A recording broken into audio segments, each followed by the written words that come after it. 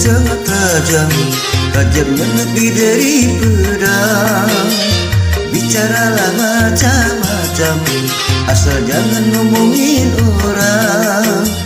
Karena dari omongan bisa menimbulkan salah paham. Karena dari omongan bisa menimbulkan keributan. Lidah senjata utama bagi keselamatan Anda.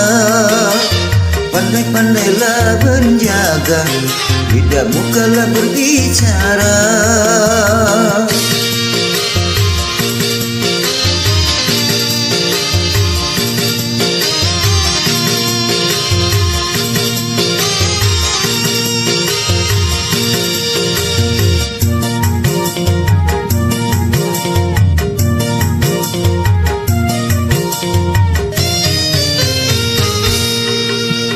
Kalau bicara baik seperlunya, jangan bicara kalau sia-sia.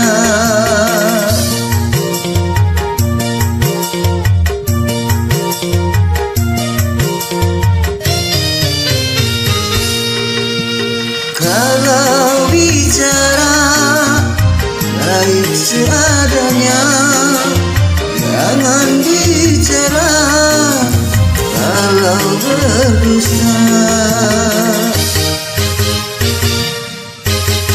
Lidah itu sangat tajam, tajamnya lebih dari pedang. Bicaralah macam-macam, asal jangan ngomongin orang. Karena dari omongan bisa menimbulkan salah paham. Karena dari omongan bisa menimbulkan keributan. Lidah senjata utama bagi keselamatan Anda. Pandai-pandailah menjaga, lidahmu kala berbicara.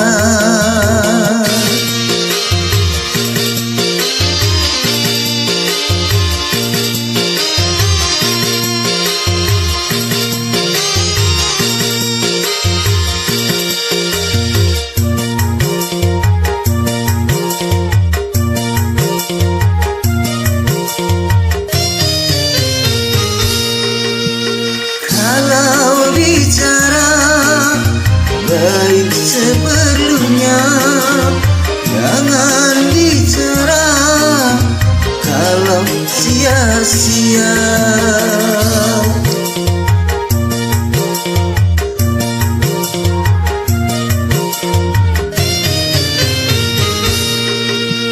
Kalau bicara baik seadanya, jangan bicara kalau berdusta.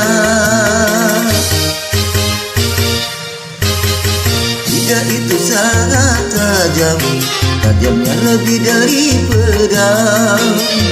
Bicaralah macam-macam, asal jangan ngomongin orang. Karena dari omongan bisa menimbulkan salah paham. Karena dari omongan bisa menimbulkan keributan. Lidah senjata utama bagi keselamatan Anda. Pandai-pandailah bicara, lidahmu kala berbicara.